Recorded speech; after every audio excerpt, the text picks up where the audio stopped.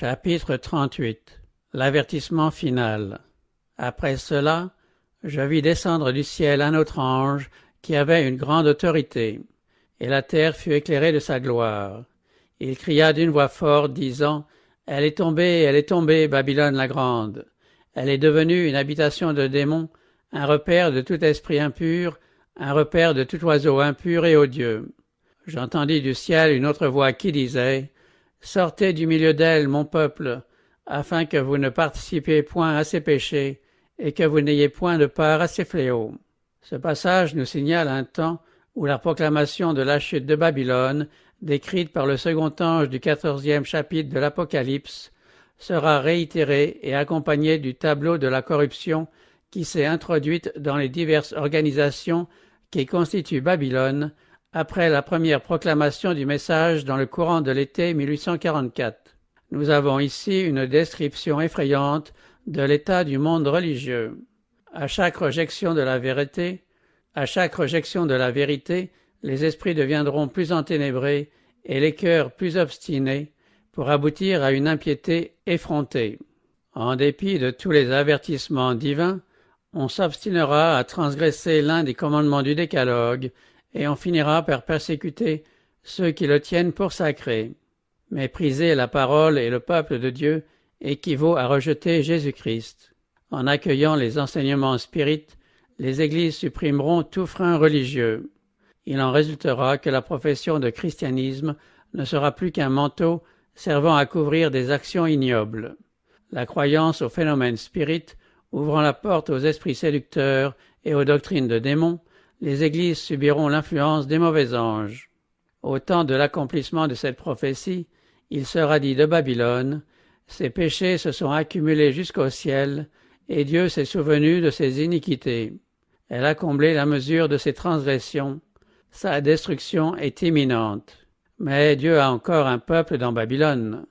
Avant l'heure du châtiment, ses fidèles seront appelés à en sortir pour ne point participer à ses péchés et échapper à ses fléaux. » De là l'avertissement symbolisé par l'ange qui, descendu du ciel, éclaire toute la terre de sa gloire et dénonce avec véhémence les péchés de Babylone et fait retentir cet appel « Sortez du milieu d'elle, mon peuple ». Ces proclamations constituent, avec le message du troisième ange, l'avertissement final donné aux habitants de la terre. Le monde va au-devant d'une terrible crise.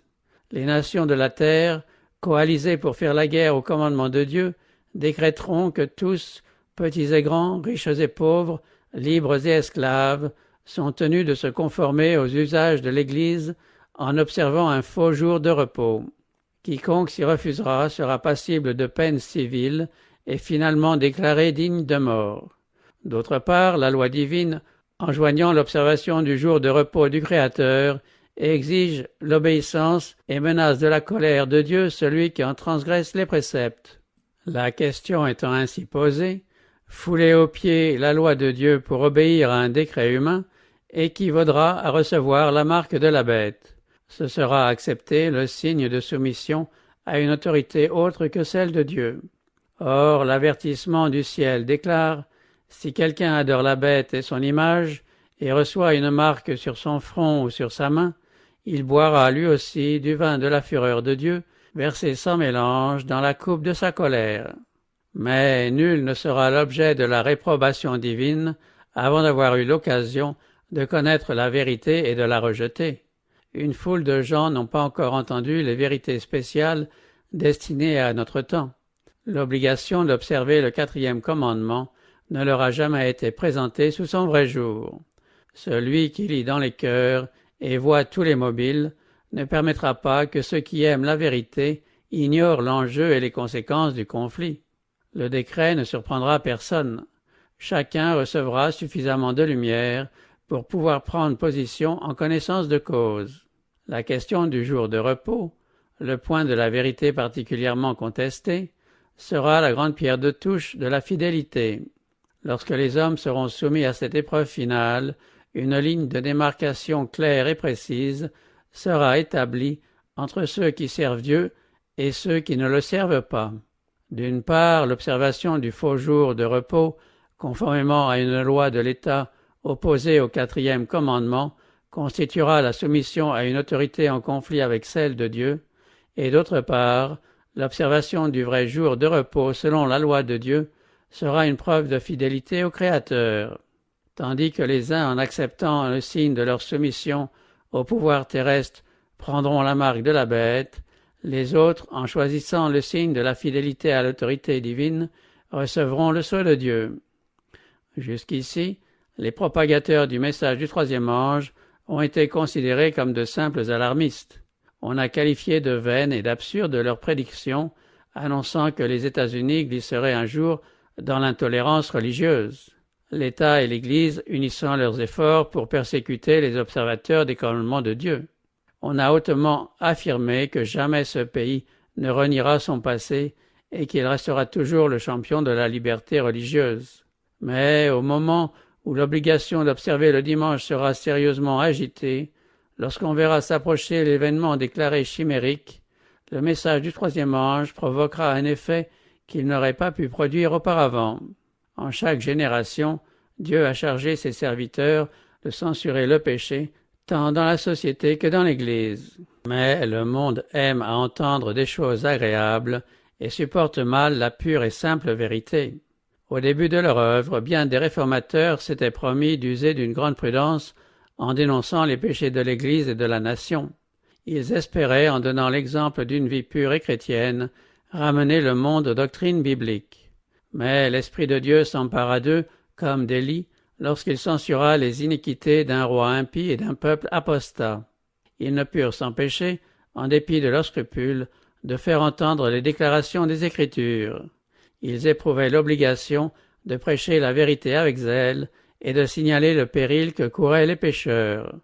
Ils avaient courageusement prononcé les paroles que le Seigneur leur avait dictées, et les populations avaient été contraintes d'entendre l'avertissement. C'est ainsi que le message du troisième ange sera proclamé. Quand le temps sera venu où celui-ci devra retentir avec plus de puissance, le Seigneur agira par d'humbles instruments qui se seront consacrés à son service. C'est par l'onction du Saint-Esprit, plutôt que par la culture obtenue dans les écoles, qu'ils seront qualifiés en vue de leur mission. Des hommes de foi et de prière, poussés par une force irrésistible et animés d'un saint zèle, iront annoncer les paroles que Dieu leur confiera. Les péchés de Babylone seront dévoilés, les terribles conséquences résultant des lois religieuses imposées par l'autorité civile, les ravages du spiritisme, les progrès insidieux mais rapides de la puissance papale, tout sera démasqué.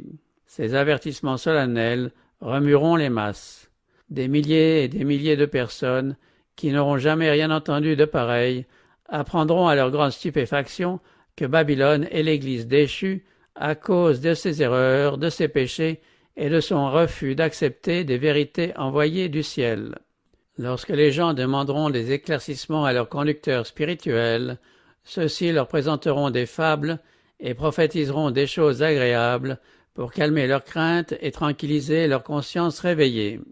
Et comme plusieurs se refuseront à accepter une simple déclaration humaine et exigeront d'eux un clair et précis « Ainsi parle l'Éternel », ces conducteurs religieux, à l'instar des pharisiens d'autrefois, qui irritaient la récusation de leur autorité, dénonceront le message d'avertissement comme venant de Satan et pousseront les foules à malmener et à persécuter ceux qui le proclament. La controverse gagnera des régions nouvelles où l'attention du monde sera attirée sur la loi de Dieu, foulée aux pieds. Satan agira de telle sorte que la puissance du message excitera la fureur de ceux qui s'y opposeront. Les pasteurs feront des efforts presque surhumains pour empêcher la lumière de parvenir jusqu'à leurs troupeaux. Par tous les moyens dont ils disposent, ils s'efforceront d'empêcher la discussion de ces questions vitales. Le mouvement dominical devenant plus hardi, l'Église fera appel aux bras puissants de l'autorité civile, catholiques et protestants agissant de concert. Au nom de la loi, les observateurs des commandements de Dieu seront menacés d'amende et d'emprisonnement. Quelques-uns se verront offrir des situations influentes, des récompenses et des avantages matériels. Loin de renoncer à leur foi, ils répondront invariablement, comme Luther, Montrez-nous par la parole de Dieu que nous sommes dans l'erreur. Ceux qui seront traduits devant les tribunaux plaideront éloquemment en faveur de la vérité et gagneront l'adhésion de plusieurs de ceux qui les entendront. La lumière parviendra ainsi à des milliers d'âmes qui, autrement, n'auraient pas eu l'occasion de la connaître. L'obéissance fidèle à la parole de Dieu sera qualifiée de rébellion. Aveuglés par Satan, des parents se montreront intraitables envers leurs enfants croyants, qu'ils déshériteront et chasseront de leur foyer. Des maîtres opprimeront leurs serviteurs fidèles à Dieu. Ces paroles de saint Paul s'accompliront littéralement. Tous ceux qui veulent vivre pieusement en Jésus-Christ seront persécutés. Leur refus d'observer le dimanche les exposera à la prison, à l'exil et au mauvais traitement. Au point de vue humain, tout cela paraît maintenant impossible, mais lorsque la puissance du Saint-Esprit se retirera de la terre et que le monde sera entièrement sous l'empire de l'ennemi, on verra des choses étranges. Le cœur humain peut devenir bien cruel lorsque la crainte et l'amour de Dieu ont été bannis. À l'approche de l'orage, un grand nombre de personnes ayant professé la foi au message du troisième ange, mais qui n'auront pas été sanctifiées par l'obéissance à la vérité, changeront d'attitude et passeront dans les rangs de l'opposition. En s'unissant au monde et en participant à son esprit, elles en viendront à envisager les choses à peu près sous le même angle. Aussi, devant le danger, seront-elles toutes disposées à choisir le chemin le plus facile. Des hommes capables et éloquents, qui s'étaient réjouis dans la vérité, se serviront de leur talent pour circonvenir et détourner les âmes, et ils deviendront les ennemis les plus acharnés de leurs anciens frères. Quand des observateurs du sabbat seront traînés devant les tribunaux pour y rendre raison de leur foi, ces apostats, véritables agents de Satan, seront les plus empressés à les accuser, à les calomnier et à leur aliéner les sympathies des juges par leurs mensonges et leurs insinuations. Durant cette période de persécution, la foi des serviteurs de Dieu sera soumise à une rude épreuve. Ils auront fidèlement donné l'avertissement en s'appuyant uniquement sur Dieu et sur sa parole. Contraints de parler par l'Esprit du Seigneur, stimulés par un saint zèle et par une puissante impulsion d'en haut, ils auront fait leur devoir sans calculer les conséquences de leurs paroles. Ils n'auront songé ni à leurs intérêts temporels, ni à leur réputation, ni à leur vie. Et pourtant, l'orage de l'opprobre et de l'opposition venant à fondre sur eux, quelques-uns seront prêts à s'écrier dans leur consternation « Si nous avions prévu les conséquences de nos paroles, nous nous serions tus. » Entourés de difficultés, en butte aux plus rudes assauts du diable, la mission qu'ils ont entreprise menaçant de les écraser, ils perdront leur enthousiasme. Mais, ne pouvant retourner en arrière, ils se jetteront dans les bras du Tout-Puissant en se souvenant que leur parole ne venait pas d'eux, mais que c'est Dieu qui a mis dans leur cœur cette vérité qu'ils n'ont pu faire autrement que de proclamer. Des épreuves semblables ont été le lot des hommes de Dieu des siècles passés.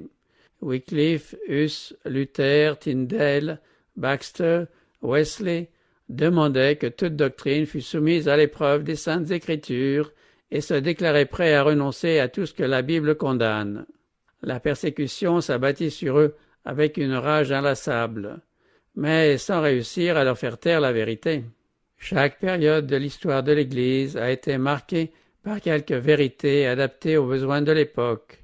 Ces révélations nouvelles, en but à l'opposition et à la haine, ont toujours été accueillies par les âmes pieuses.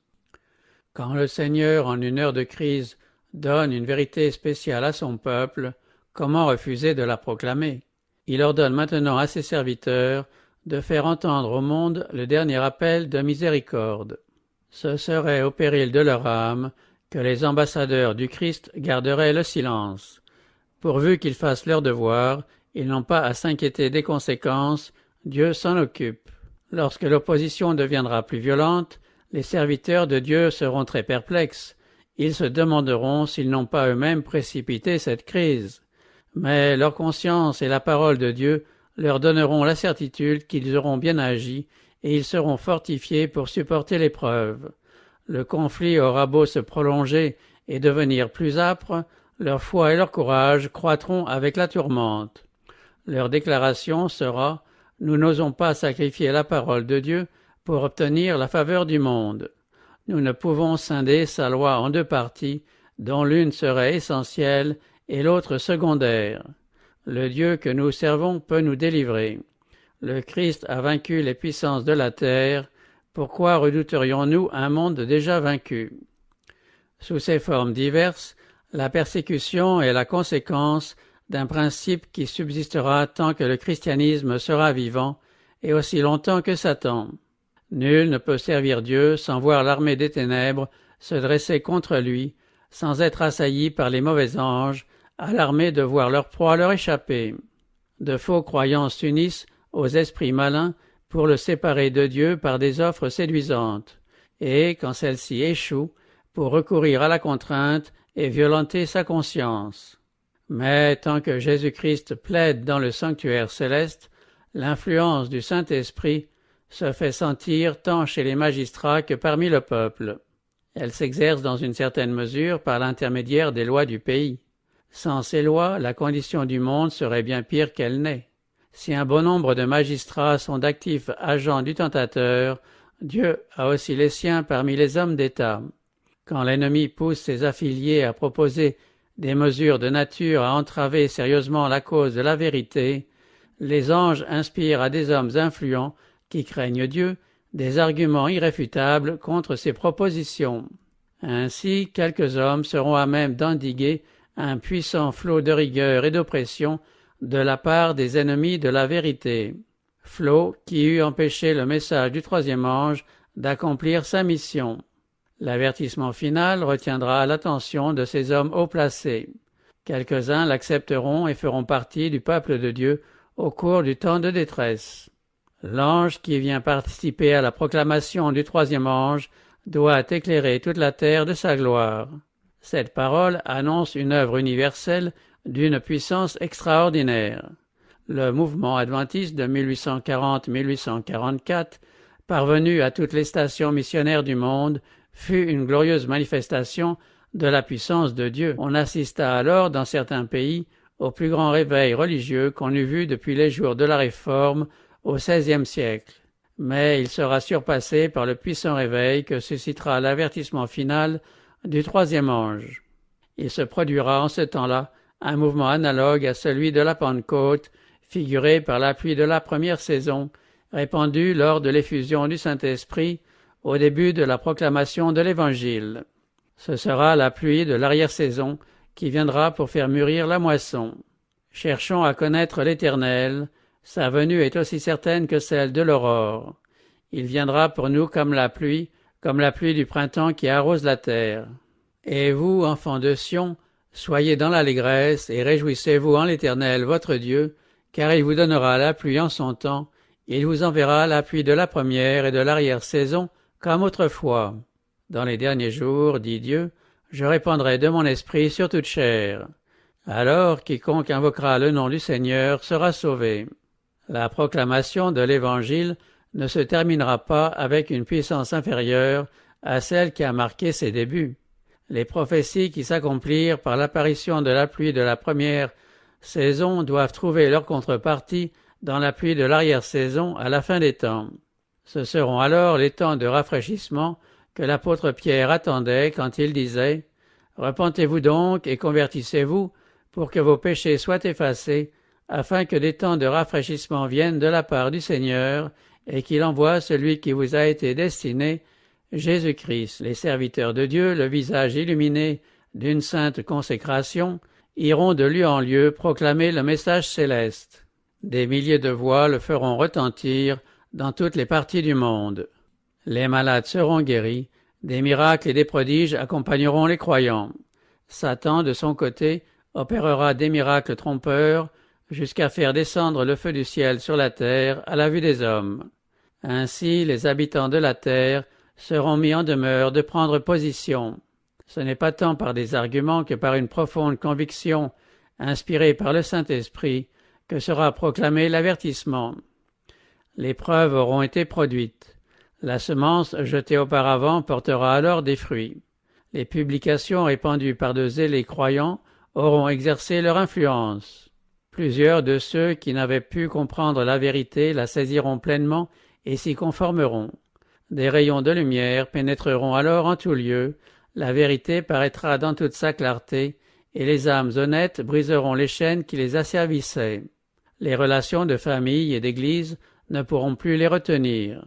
La vérité leur sera plus précieuse que toute autre chose. En dépit des puissances liguées contre la vérité, nombreux sont ceux qui se décideront à suivre le Seigneur.